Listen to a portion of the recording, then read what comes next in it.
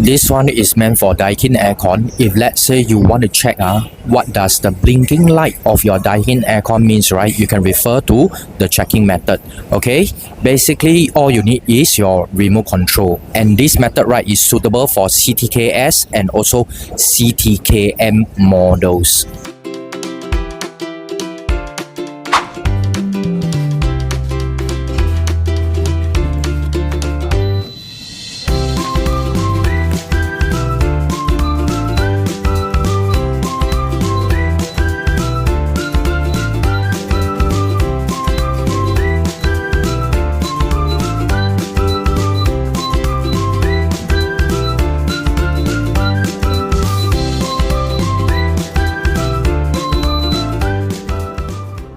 Okay guys, if let's say you have not joined my Facebook group, right, join now. Okay, it's Ask Uncle Eric.